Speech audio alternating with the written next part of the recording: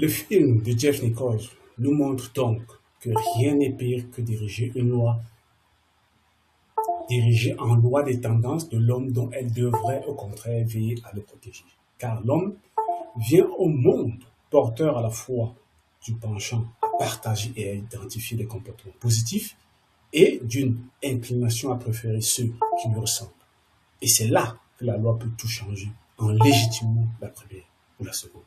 Le 12 juin 1967, un arrêt à la Cour suprême des États-Unis intitulé Loving vs. Virginia a déclaré à l'unanimité des 9 juges que toute loi apportant des restrictions au droit du mariage en se fondant sur la couleur de peau des époux est anticonstitutionnelle. Il a fait, si on peut croire le film de Jeff Nichols, en avouant du fait que le mariage est un droit naturel. Merci bien et on se revoit tout à l'heure.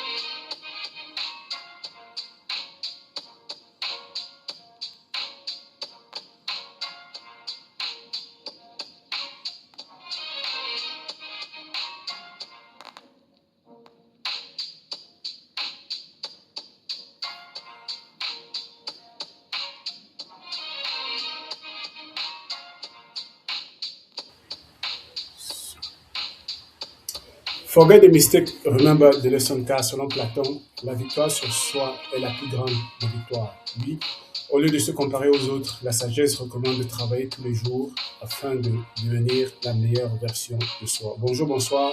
Merci de rester fidèle à ce programme, le déontologue. Oui, ce programme mensuel qui réussit à réunir des spécialistes à travers l'Afrique et aussi à travers le monde afin d'aborder prioritairement des questions à la fois de santé mentale et de maladie mentale. La thématique de ce soir. Pour un leadership juste et équitable, promouvoir et encourager des attitudes et des comportements citoyens et construire une nation souveraine et fière. Est-ce un rêve? En juin 1958, Richard Loving et Mildred Jeter, tous deux habitants de Virginie, décident de se marier. Mais Richard est blanc et Mildred noire. Or, dans cet état du sud des États-Unis, les unions dites interraciales sont interdites. Ils se marient donc dans le district voisin de Columbia, mais à leur retour sont arrêtés et mis en prison. En 1967, leur cause sera plaidée devant la Cour suprême et servira de levier pour légaliser sur tout le territoire américain les mariages entre blancs et noirs. Au départ, tout cela ne semble être qu'une banale histoire d'amour. Pourtant, très vite, ce film nous confronte à des questions essentielles sur la nature humaine et sur la fonction de la loi, car l'être humain est enclin à se rapprocher de ceux qui lui ressemblent et à écarter les autres. Et la loi peut contredire cette orientation ou au contraire la légitimer. Revenons au film, parce que Richard est très amoureux, mais aussi pour éviter que leurs enfants soient déclarés nés sans père et bâtards, ils décident d'épouser Mildred. L'un et l'autre souhaitent simplement vivre tranquillement leur union. Maçon, Richard rêve de construire une maison pour sa famille, tandis que Mildred se sent protégée par un mari qui, comme elle le dira à plusieurs reprises, prend si bien soin d'elle. Mais la loi, comme dans un roman de Kafka, ne les laisse pas en paix. Le soir de leur mariage, 2 policiers arrivent, viennent les arracher à leur lit conjugal pour les conduire dans 2 véhicules séparés, jusqu'à la prison où ils sont enfermés dans l'attente de leur procès qui doit être jugé une semaine plus tard. Poursuivis comme des délinquants, ils seront condamnés à l'exil dans un autre État pour une durée de 25 ans. Les États-Unis en 1960 sont dans ce paradoxe. Richard regarde à la télévision s'élever vers le ciel les premières fusées qui enverront bientôt des hommes sur la Lune. Mais cette société qui entre à pas rapide dans les technologies du XXIe siècle continue d'interdire les rapprochements entre humains censés appartenir à des races jugées incompatibles. Or, le plus spectaculaire et le plus dérangeant dans ce film est que finalement personne ne se révolte contre cette loi. Tous donnent l'impression de l'avoir parfaitement intériorisée. Le policier qui vient arrêter le couple en pleine nuit éprouve une certaine compassion pour Richard. Il lui fait même un cours de psychologie pour lui expliquer comment l'évidence d'une indispensable séparation des races a été brouillée dans sa petite enfance. Richard a, en effet, grandi dans une communauté dans laquelle coexistaient les descendants des différentes tribus indiennes, des Noirs et des Blancs. En outre, son père, qui était blanc, travaillait pour un employeur noir. Pour ce policier, Richard est donc victime autant que coupable. La confusion dans laquelle il a été élevé a perverti son jugement naturel. Le jugement qui condamne Richard et Mildred à 1 an de prison invoque quant à lui la loi divine. Si Dieu a réparti les Noirs, les Blancs, les Rouges et les Jaunes dans des territoires distincts, écrit-il dans son jugement en 1958, c'est parce qu'il ne voulait pas les voir se mélanger. Bien que ces populations puissent coexister au XXe siècle sur les mêmes terres, la loi de Dieu impose donc de continuer à empêcher leur métissage. Pouvoir se réclamer d'un sens fixé par la transcendance et par toute nécessité d'argumentation.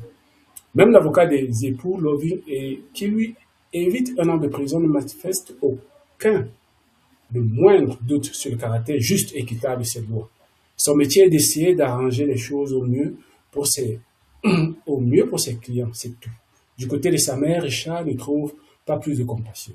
Elle ne se cache pas de lui dire qu'il n'aurait jamais dû épouser cette fille et se mettre dans une situation aussi compliquée. Les voisins, les Blancs sont tous délateurs en puissance. Et les Noirs, un ami avec lequel il organise des courses de voitures, lui suggère de divorcer pour vivre tranquille. Tous trouvent finalement que cette ségrégation est censée. Et même les époux Lovely ne la contestent pas. S'ils reviennent vivre en Virginie au risque d'être arrêtés et remis en prison, c'est parce qu'un accident survenu à leur jeune fils, renversé par une voiture alors qu'il jouait dans la rue. Mildred ne supporte plus de vivre à la ville. Elle a grandi à la campagne et souhaite le même environnement pour ses enfants. Richard, qui veut vivre en paix, accède au vœu de sa femme. Le couple ne revient pas en Virginie par esprit de contestation, mais pour vivre à la campagne près de leurs familles respectives. Toutes ces personnes sont-elles victimes d'une intoxication massive? Ce serait presque préférable. Mais la raison profonde est plus problématique. Il existe chez l'être humain un désir inné, semble-t-il, de préférer les individus qui lui ressemblent aux autres. Bref, de faire de la ségrégation. Pour aborder la thématique de ce soir, nous allons accueillir les spécialistes qui ont fait l'amitié d'être avec nous ce soir. Je vais commencer par M. Abdulaziz Ouedraogo, pour qui c'est une toute première. Bonsoir, bienvenue M. Abdulaziz.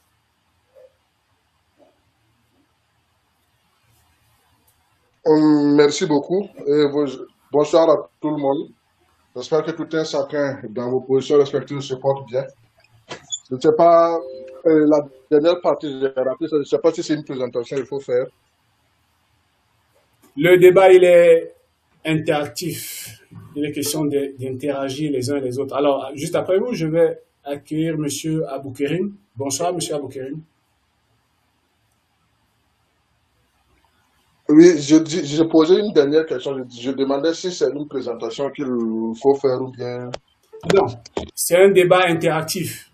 Il y aura des questions qui vous seront posées et c'est interactif. Chacun aura l'opportunité de donner son point de vue. Ok, ça sera très intéressant. Comme je suis un peu l'introduction par rapport au mariage et tout, mais bon, il n'y a pas de souci. C'est que le souci, c'est l'opportunité qu'on puisse échanger sur le sujet. Ça va pouvoir être très intéressant. Tout à fait. Alors, comme je disais, juste après vous, je vais accueillir M. Aboukerim. Bonsoir, M. Aboukerim. Oui, bonsoir Aurélien et bonsoir à l'ensemble du panel. Très heureux encore de vous retrouver. Juste après vous, je voulais rappeler que M. Abdulaziz appelle depuis le Burkina Faso, M. Aboukerim depuis le Togo. Et depuis le Bénin, je vais accueillir M. Hubert Dododi. Bonsoir, M. Hubert.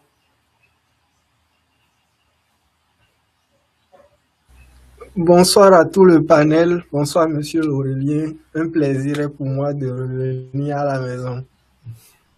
Juste après vous, je vais accueillir le docteur Mathia Nathalie. Elle est depuis Douala. Je l'appelle depuis Douala. Bonsoir, bienvenue une fois de plus. Merci, Monsieur Aurélien. Bonsoir. Bonsoir à tous. D'accord. Juste après vous, Mademoiselle Tchouchoua, qui est ici à Yaoundé. Bonsoir, bienvenue. Merci, Monsieur Bokam. Bonsoir à chacun de nous.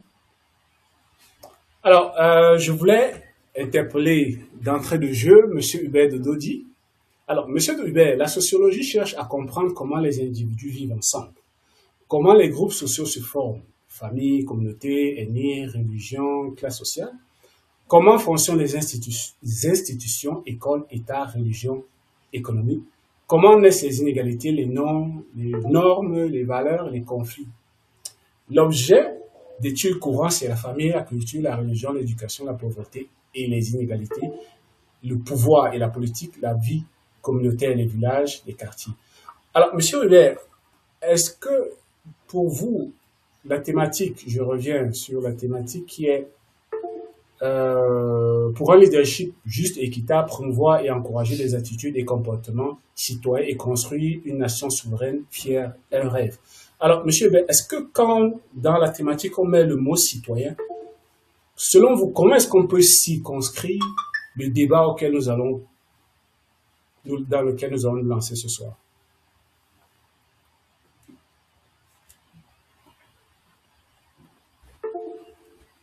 Merci, Monsieur Aurélien. Le citoyen, c'est tout individu ou tout acteur social qui jouit d'un certain droit et qui, en dépend de ces droits-là, a des obligations vis-à-vis de la société dans laquelle il vit. Et généralement, en sociologie, le citoyen est considéré comme tout acteur social, c'est-à-dire tout individu qui participe à la cohésion, à la vie et au développement et au mouvement dans la société. Alors, le citoyen ici ne doit pas être vu sur l'angle politique où on dira seulement que c'est quelqu'un qui a 18 ans. Non. Le citoyen ici, c'est tout acteur. Que tu sois enfant, que tu sois femme, homme, il n'y a pas de distinction de race, de genre, de groupe d'appartenance, non. Le citoyen, c'est tout acteur qui participe ou tout acteur qui est d'une famille, qui est d'une société et qui participe au développement de la communauté dans laquelle il vit. Voilà comment on peut s'y construire citoyen dans le cadre de la sociologie. Merci bien, M. Hubert. Alors, à la fin de mon texte, il est dit « Il existe chez l'être humain un désir inné, semble-t-il, de préférer les individus qui lui ressemblent aux autres. Bref, de la ségrégation. » Alors, M. Aboukerim, vous avez écouté M. Hubert, le citoyen, c'est quelqu'un qui a des droits, mais aussi c'est quelqu'un qui a des devoirs. Sur le plan psychologique, est-ce que la ségrégation doit-elle être perçue comme un phénomène, j'allais dire, purement naturel?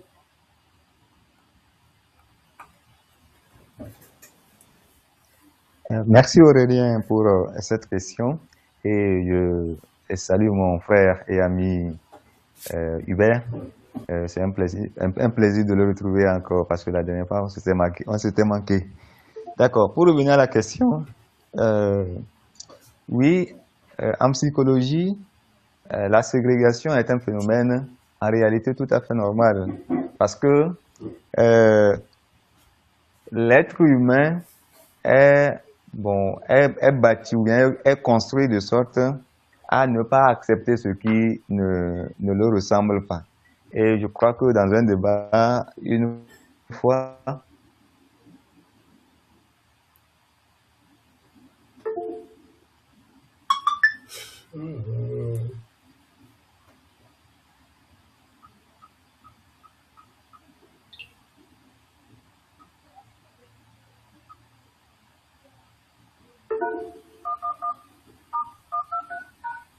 Orange, alors la connexion.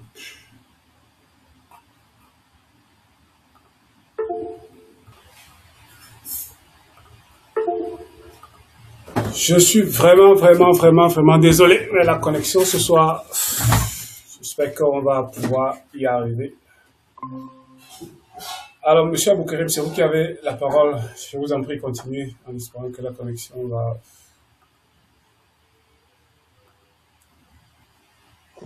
D'accord, bien, j'avais déjà terminé, mais bon, on va reprendre un peu. D'accord, je disais que la ségrégation sur le plan psychologique est c'est un comportement tout à fait naturel qui est normal. Mais puisque l'esprit humain obéit à certaines lois, que sont la similarité, que sont la proximité, alors nous avons tendance à aller vers des personnes qui nous sont proches, qui nous ressemblent. Donc, sur le plan psychologique, cela est tout à fait normal. Et d'autant plus que l'esprit humain est capable de pouvoir surpasser.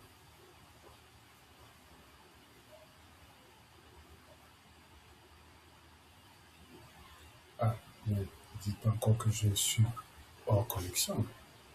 Pas, mais nous sommes quand même en même d'aller au-delà et de pouvoir, ou bien de la couleur, il y a quand même de la similitude. Si nous prenons par exemple le cas des êtres humains, il y a quand même de la similitude entre nous, que nous pouvons constater que au-delà de ma peau qui est ébène et que l'autre soit jaune ou bien rouge, je vois bien que il s'exprime. Je constate qu'il a des oreilles, qu'il a les membres tout comme moi. Alors, ça, les éléments de surpassement, là, ça nous donne des éléments pour surpasser notre crainte initiale. Mais là où la ségrégation devient un problème, c'est quand elle devient institutionnelle. Bon, elle va devenir un système de fonctionnement pour peut-être un État, pour une entreprise, ou c'est là que la ségrégation devient une difficulté, c'est là qu'elle devient un fléau, un problème. Donc je disais tantôt aussi que mon frère Hubert viendra peut-être approfondir cet aspect et ça ne pourra qu'enrichir notre débat. Donc je vais m'arrêter là en attendant que le débat évolue et qu'on puisse peut-être intervenir encore. Merci, Monsieur Aboukarim. Alors, Monsieur Abdelaziz, il y a quelques années, Jean-Marie Le Pen a provoqué un scandale en affirmant qu'il était normal que nous nous sentions plus proches des membres de notre famille que des locataires de notre immeuble, plus proches de ceux-ci que des innocents de notre ville, et plus proches encore de ceux-ci que des habitants d'autres villes. Certains ont crié au racisme. Il aurait mieux valu, hélas, lui donner d'abord raison, car Jean-Marie Le Pen avait raison de dire que cette attitude est humaine. Il avait raison car l'homme a en effet tendance à accorder sa confiance en priorité à ceux qui lui ressemblent. Est-ce que, Monsieur Abdelaziz, comme Monsieur Aboukarim le disait, parfois il y a des discours qui, sur le plan politique, peuvent influencer nos attitudes et nos comportements? Qu'est-ce que vous en pensez?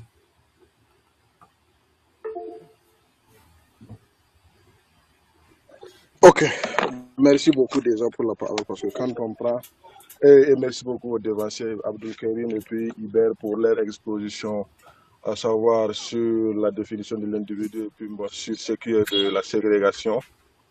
Et par rapport à ce que vous avez mentionné, il faut noter que c'est un point très... Vous voyez, le racisme et puis tout ce qui est d'essentiel, parce que le discours qui influence le changement de comportement. Il faut noter que l'individu fait, comment on appelle ça?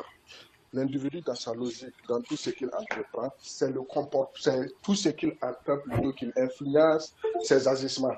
Même nous qui sommes des individus actuellement, quand on prend, on a tendance à se laisser influencer par notre entourage, par ce qu'on entend.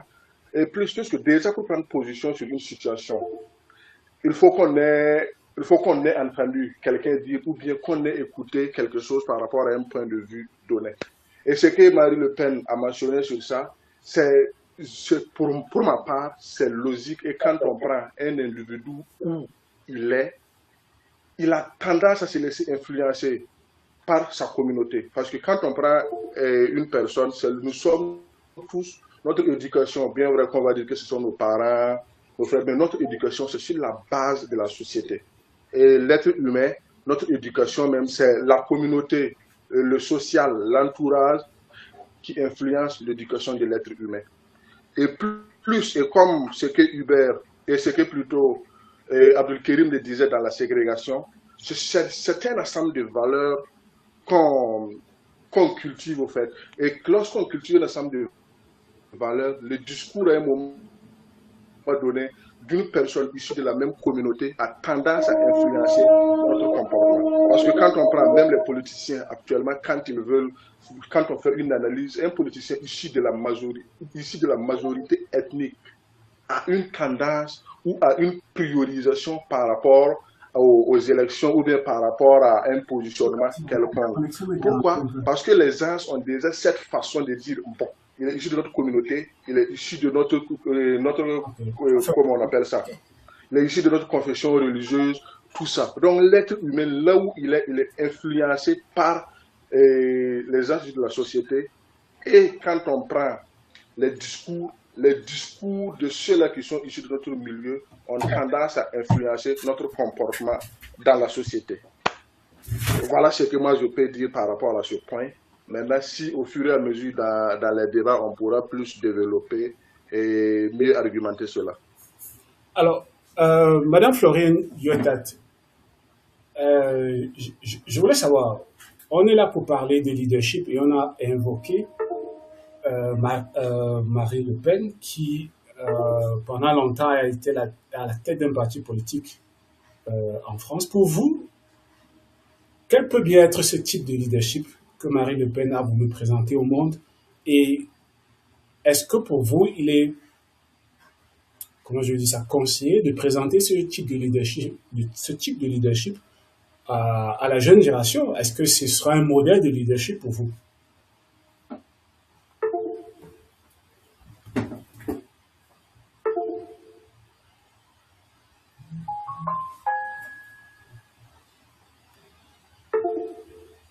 Alors, Madame Florine Yotat, si vous êtes en train de parler, vous devez d'abord ouvrir votre micro. Oui, bonsoir.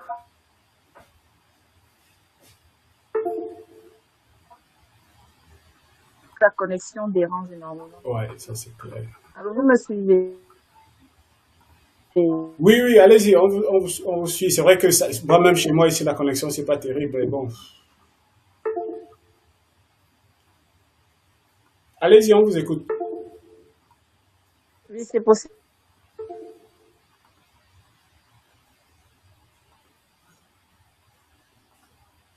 Allô? Ouf, la connexion. Je crois qu'elle doit avoir les... Je disais que je n'ai pas bien suivi. En fait, ça s'entrecoupait en fait. Donc, je n'ai pas compris complètement la question, mais je sais quand même que ça... Oui, je dis, nous sommes réunis ce soir pour parler nous sommes réunis ce soir pour parler du leadership. J'ai lu quelques passages sur les discours de Marine Le Pen et je voulais savoir pour vous, quel est le type de leadership que M. Marine Le Pen a bien voulu présenter à la face du monde? Et selon vous, est-ce que ce type de leadership doit être encouragé doit être présenté, encouragé pour pouvoir influencer les jeunes générations?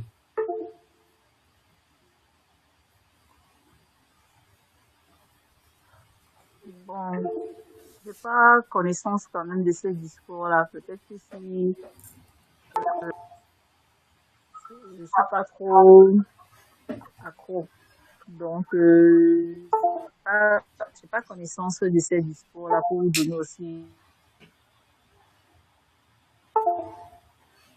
mon avis. C'est un peu compliqué. Peut-être que si j'essaye de faire les recherches par rapport, je pourrais mieux donner mon point de vue concernant ce style de leadership.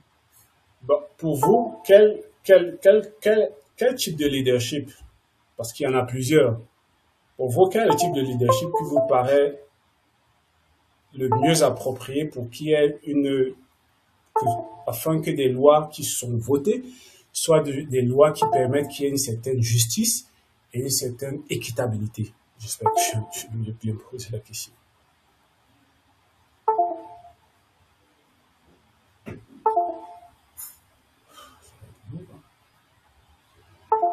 Bon, pour promouvoir le leadership juste au fait de renforcer l'éducation civique, promouvoir la bonne gouvernance, encourager aux citoyens en fait, à participer, donc créer des espaces d'expression, d'implication pour les citoyens, valoriser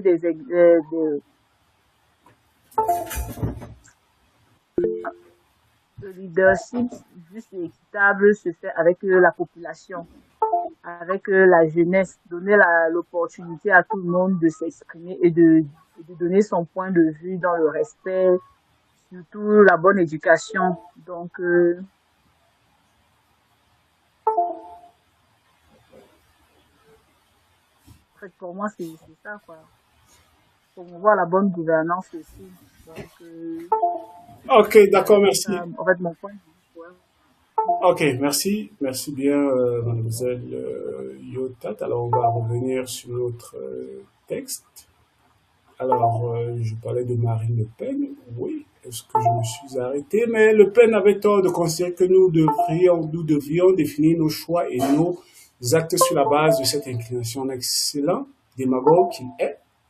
Il ne disait rien de faux, mais énonçait le programme d'un funeste penchant de l'être humain, oubliant que si nous le suivons, nous basculerions rapidement dans un monde invivable. Les chercheurs sont partis à la rencontre de ce penchant. Pour cela, ils ont imaginé de confronter des bébés à des situations, ils sont invités à prendre parti pour un personnage ou un autre. Dès que l'enfant commence à différencier les éléments constitutifs du monde vers l'âge de 7-8 mois, il est en effet confronté au choix de qui se rapprocher, de qui s'éloigner. Dans la vie quotidienne, la réponse est simple. Il se rapproche de ceux qui lui sont familiers, c'est-à-dire des personnes qui s'occupent de lui, mais l'expérimentation a justement pour objectif de tester des situations moins évidentes. Les expériences ont montré que, chez le bébé, la simple préférence pour ceux qui lui ressemblent va jusqu'à brouiller les catégories du bien et du mal et mettre en extinction le sens moral dont il semble pourtant bénéficier de façon innée. L'historien des sciences Michael Shermer arrive à la même conclusion. Si l'homme est une espèce foncièrement coopérative et morale, écrit-il, son attachement à ses proches engendre facilement la méfiance pour ceux qui n'en font pas partie, et la haine à leur égard si la communauté leur paraît menacée. La juridiction raciste de l'État de Virginie n'avait fait, hélas, qu'inscrire dans la loi un principe présent au cœur de tout être humain. Peut-on penser voter une loi pour protéger l'être humain contre lui-même? Mademoiselle Chochoa, vous avez la parole.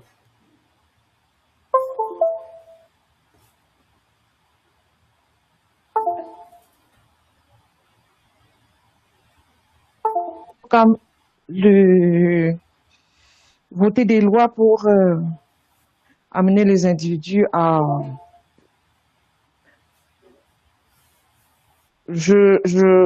pour amener les individus. Moi, je serais d'avis de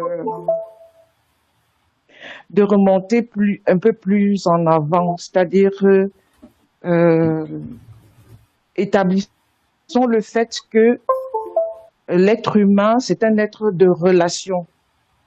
Et à mon humble avis, d'après mon observation, l'organe de la relation, c'est le cerveau. Le système nerveux complètement.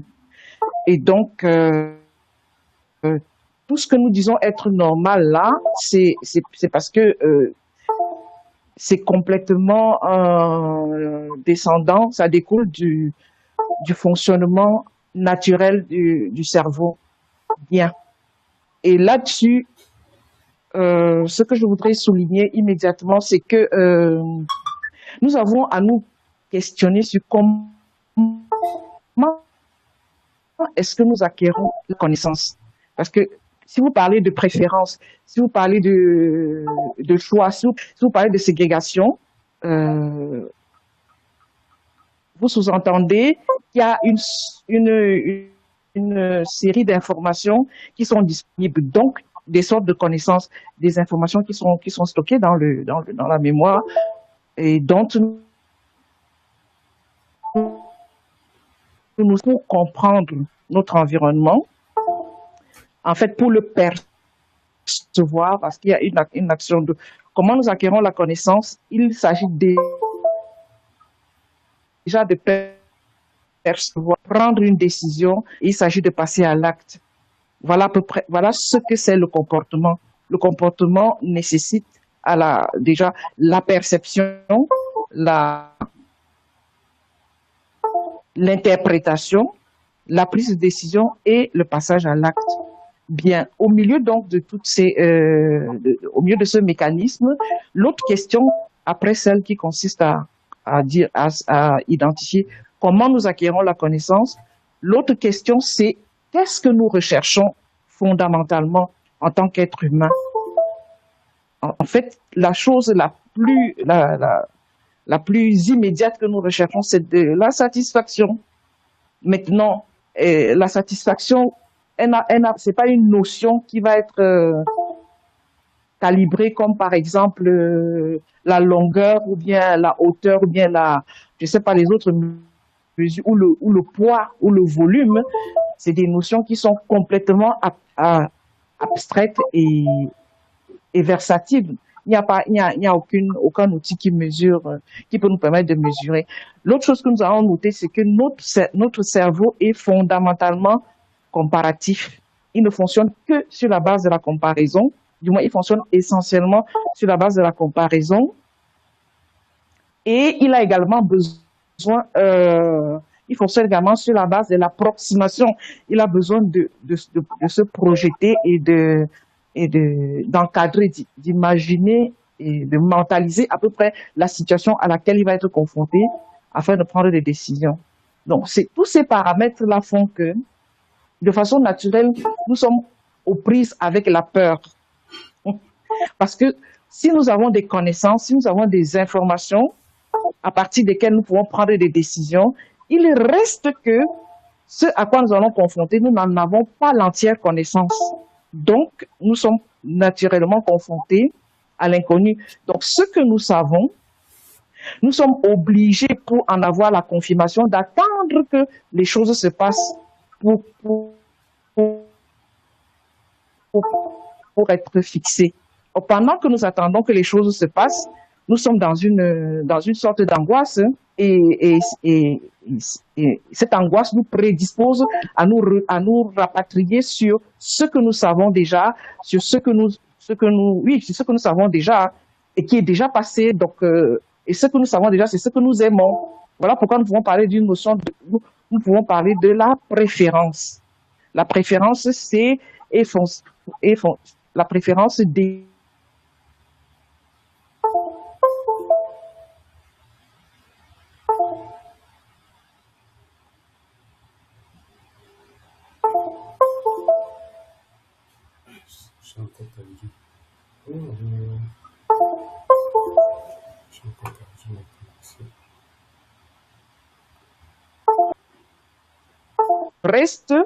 le reste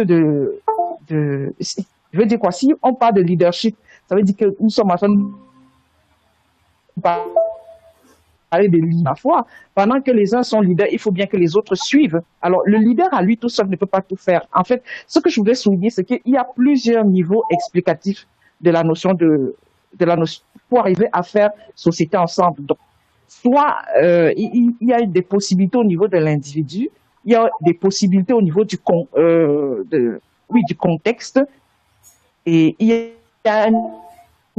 a également du moins c'est les deux niveaux que je perçois pour le moment. Voilà, je voudrais m'arrêter là et laisser poursuivre les échanges, voilà. Ok, merci. Alors, il y a une question que je voudrais poser parce que la connexion commence déjà c'est un peu difficile. Et je posais la question de savoir, est-ce qu'on peut penser à une loi qui protège l'être humain contre lui-même? Alors, je voudrais que chacun d'entre nous puisse se pencher là-dessus. Et puis, comme d'habitude, Monsieur Hubert va conclure afin qu'on se sépare parce que la connexion, je sais pas de votre côté, mais de mon côté, c'est un peu difficile.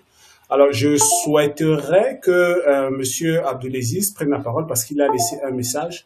Peut-être qu'il va s'appuyer sur ce message pour faire sa démonstration. Alors, Monsieur Abdelaziz, vous avez la parole.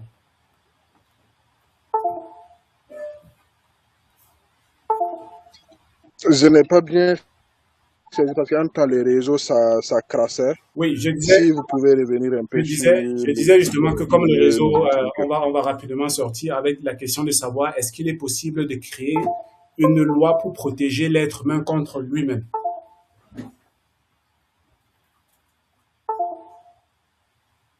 Vous avez suivi ma question, c'est bon?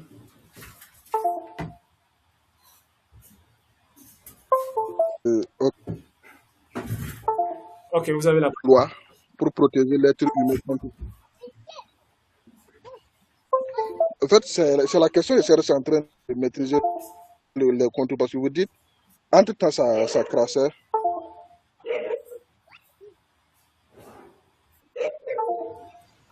Allô? Oui, c'est ça la question. Si vous pouvez un peu revenir. Oui, c'est ça la question. Est-ce qu'il est possible de créer, de créer une loi pour protéger l'être humain contre lui-même? C'est ça la question, effectivement.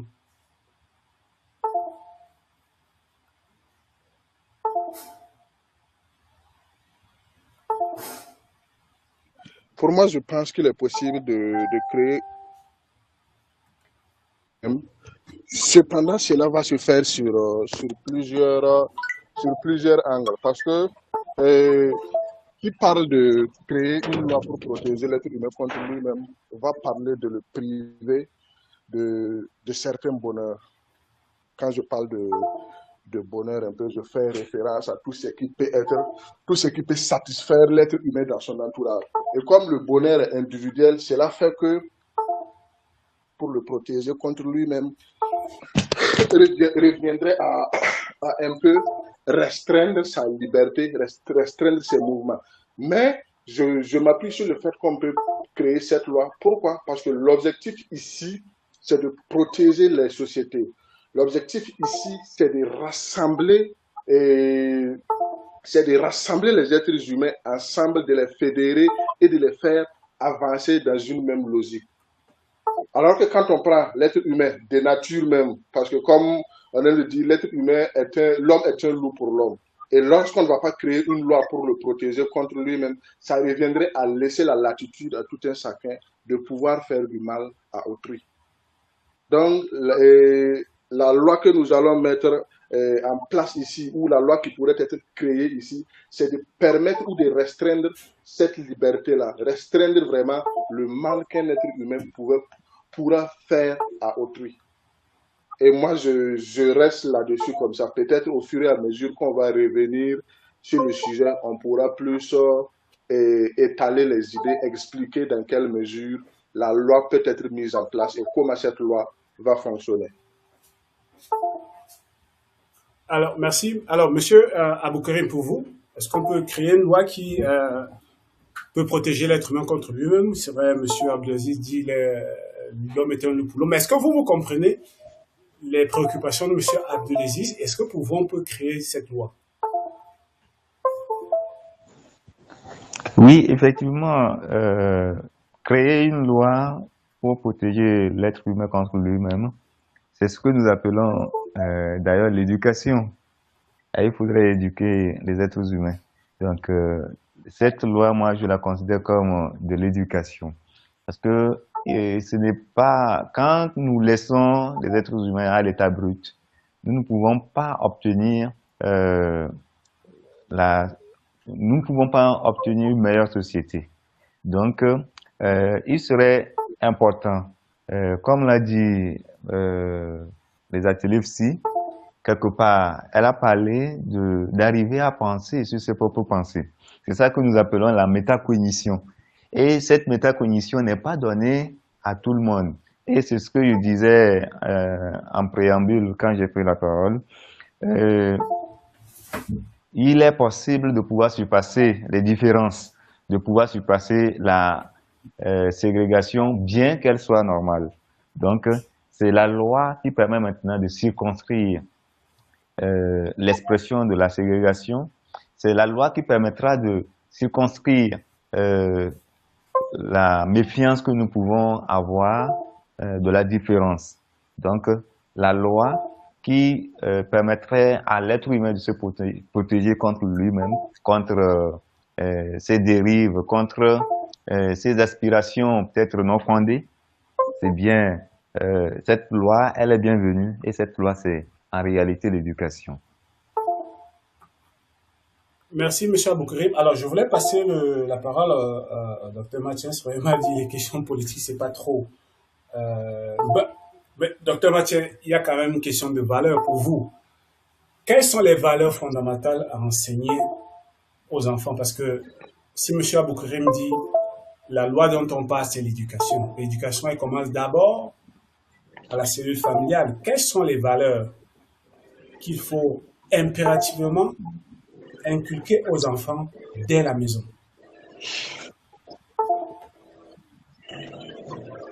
Bonsoir à tous. Comme mes prédécesseurs l'ont dit concernant l'éducation, vraiment c'est vraiment la base parce que l'éducation, comme on dit que ça commence à la maison, on connaît l'amour du prochain, ne pas faire du mal à autrui, respecter, dire bonjour, merci, éviter de suivre des inconnus. Bref, c'est ce que les parents, ce qu'on apprend aux enfants. Maintenant, au-delà même de ça, il y a des cours que malheureusement je ne vois plus. On avait des cours d'éducation civique quand on était plus jeune. Maintenant, je ne pense plus que ces cours soient pas scrupuleusement respectés. On ne jette pas les ordures dans la rue. Ça fait en sorte que les enfants, en grandissant, ils gardent ces valeurs-là et puis ils grandissent avec. Donc voilà, c'est l'éducation en fait. Merci, Dr. Mathieu. Alors, Madame Yotat, je voulais également vous interpeller. Confucius, philosophe chinois, a parlé d'un certain nombre de valeurs quand il a parlé de l'éducation. Il parle du respect, comme le docteur Mathieu l'a dit, il a parlé de la famille, il a parlé de la discipline, il a parlé de la parole donnée, il a parlé de la gouvernance, comme vous l'avez vous-même invoqué, il a parlé de l'humilité, il a parlé de la responsabilité et il a parlé de la sagesse pratiquée. Pour vous, de toutes ces valeurs, quelles sont pour vous les plus fondamentales et les premières à enseigner aux enfants à la maison? Le docteur Mathieu a déjà parlé du respect, vous avez parlé de la gouvernance, mais est-ce qu'il y a encore d'autres valeurs à inculquer aux enfants dès le bas âge?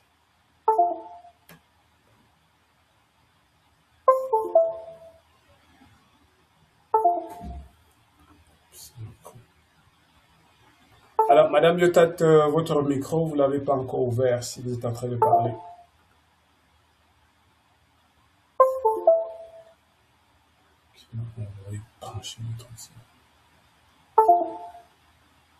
Ok, merci pour la question.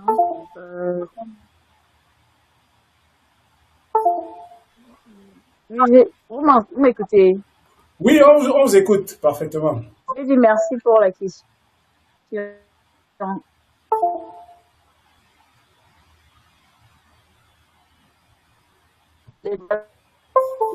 Alors, je peux ajouter sur ce que la dame a dit tout à l'heure, c'est comme ça dérange. Je dis que les valeurs que nous devons encore inculquer à nos enfants, comme a dit notre participant tout à l'heure, là, le respect, l'intégrité, la responsabilité, surtout la discipline. En fait, on inculque toujours ces valeurs à nos enfants dans l'éducation de nos jours. C'est juste comme on dit souvent, souvent la rue les transforme encore, mais pourtant à l'école il y a toujours l'éducation, le b.a.-ba de ne pas jeter les ordures, de respecter ses aînés. Bon, c'est parce que aussi la faute aussi vient aussi des parents. Moi je sais que moi je crois à l'école. Si ton parent voyait que à la maison il y a certains égarements, il arrivait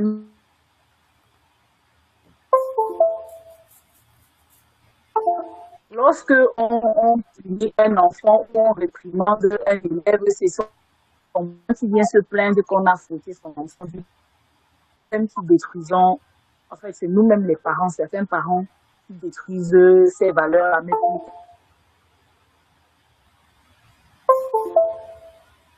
Nous qui acceptent tout par rapport à ceux de l'époque où c'est lui qui à ce qu'on te fouette et qu'on te met sur le droit chemin. Mais de nos jours, les parents ne supportent plus les punitions contre nos enfants à l'école. Eux-mêmes, ils ne supportent plus qu'on fouette leurs enfants. Les enfants nous disent c'est pas bon. Donc, ce qui fait que je pense que les filles sont vraiment importants, que nous devons toujours inculquer à nos enfants concerne toujours l'intégrité, l'honnêteté dans leurs paroles, la justice, donc traiter les personnes avec équité et impartialité, le respect, considérer la dignité et les droits de chacun, de tout un chacun, la solidarité, aider les autres et agir pour le bien commun. Et comme j'ai dit, la tolérance, accepter la différence d'opinion, les cultures et les croyances. Donc, il y a aussi la discipline, savoir se contrôler et respecter les règles utiles à la société, utiles à l'autre. Mais nous-mêmes, les parents, on doit aussi voir encore beaucoup de choses parce que ça ne vient pas à cause de certains parents tolèrent. Le problème n'est pas les enfants, le problème c'est nous-mêmes.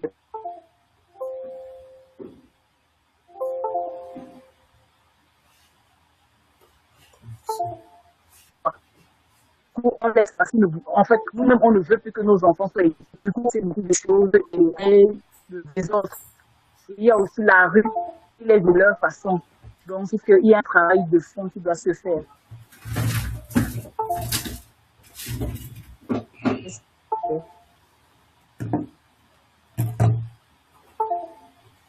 Alors, merci, Madame Yotat, autant pour moi. Alors, Monsieur Hubert Dodedi, je voudrais vous passer la parole pour que vous puissiez conclure. On s'est dit tout à l'heure que la sociologie cherche à comprendre comment les individus vivent ensemble.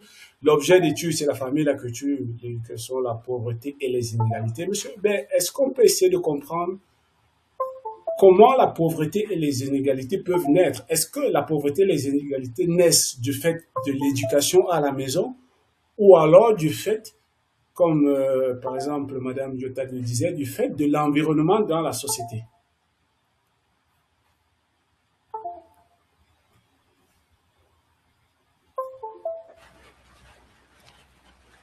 Ok, merci pour la question. Je ne vais pas trop tirer dessus parce que les inégalités, toujours, les inégalités, que ce soit sociales et autres, nous vivons avec elles tous les jours. Et c'est ça même qui fait la dynamique ou qui fonde la dynamique sociétale. C'est ça même qui fait que nos sociétés vivent. Si tout était aussi linéaire, tout était aussi constant, nous n'allons pas maîtriser vraiment la dynamique de la société. Alors ce sont les inégalités, ce sont les conflits et autres qui permettent la dynamisation de la société. Donc ce ne sont pas en fait des choses où il faut s'attaquer à la cause directe ou la cause indirecte, non. Parce que je dis toujours, nous utilisons nos éducations différentes. Ce qui est accepté chez vous peut être refusé chez moi. Ce qui est la norme chez moi peut devenir interdiction chez vous. Donc, nous sommes dans une société beaucoup plus homogène et nous faisons face à la modernité, nous faisons face à la mondialisation et ses effets aussi pervers entre griffes sur notre éducation. Donc ce sont les inégalités qui font en fait la dynamique de la société. Alors, pour répondre à l'autre question que vous aviez posée, en demandant s'il faut créer des lois qui protègent l'homme contre l'humain, je peux dire oui, parce que la création de ces lois-là, surtout dans le contexte africain, va protéger efficacement l'être humain contre lui-même. Et c'est une réalité qui est déjà observable même dans plusieurs domaines. Par exemple, la consommation de la drogue, et la consommation de l'alcool, les règles de circulation et autres. Ce sont en fait des lois qui protègent en fait l'homme contre lui-même, qui protègent l'homme contre cette déviance, qui protègent l'homme contre ces... voilà. Du point de vue sociologique, vous allez comprendre que ces lois-là traduisent en fait une volonté de la société à préserver la vie humaine, à préserver la cohésion sociale et les valeurs collectives. Parce que vous savez, très souvent, en Afrique, l'individu est souvent perçu comme appartenant à une communauté. Et ces comportements peuvent avoir des conséquences directes sur la famille, sur la société entière. Donc, si limiter certains de ces comportements ou limiter les comportements des individus, et parfois, bon, je ne sais pas comment l'expliquer, donc limiter parfois le comportement des individus est considéré alors comme une manière de protéger l'ensemble de la société. Mais il ne faut pas oublier quelque chose, parce que cette protection-là peut aussi créer des tensions entre les traditions, les libertés individuelles. Parce qu'à un moment donné, des individus vont se voir privés de leur liberté, des individus feront face à la loi, pensant que la loi est contre eux ou la loi est punitive, la loi est contraignante pour eux, mais c'est pour les protéger en fait. Par exemple, vous dites à quelqu'un de ne pas boire de l'alcool. Or lui, c'est dans l'alcool qu'il trouve son bonheur. Vous êtes en train de prévenir la société, vous êtes en train de le prévenir lui-même contre les effets de l'alcool sur sa santé. Vous préservez aussi la société parce que en cas d'ivresse, ce qu'il pourrait causer, mais lui peut percevoir comme une forme de privation de ses libertés. Donc, toutes les questions sociales sont toujours ambivalentes à traiter. Et donc, nous allons juste accentuer l'éducation surtout à la base, l'éducation que nous... Et aussi, pour avoir des médiateurs sociaux un peu partout, à chaque niveau de notre vie.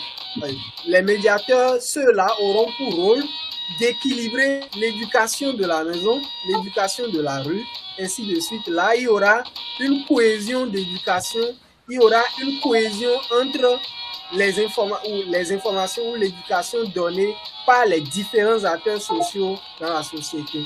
Je vais m'en arrêter là. Merci beaucoup. Alors, c'est moi qui vous remercie, M. Hubert Dododi. Je remercie également M. Abdelaziz Ouedraogo qui nous appelle depuis le Burkina Faso et j'espère qu'il trouvera encore une minute pour être des nôtres pour les prochaines éditions. Nous avons encore un rendez-vous le mois prochain. Je remercie M. Abdoukérim, comme d'habitude, il est toujours là. Je remercie Madame Lyotard, je remercie le docteur Mathieu, je remercie les ateliers psy, c'est vrai, c'est sûr peut-être la connexion également, elle a eu des soucis. Alors je vous remercie vous tous et je vous donne rendez-vous le mois prochain avec une autre thématique. Ciao, bye bye tout le monde.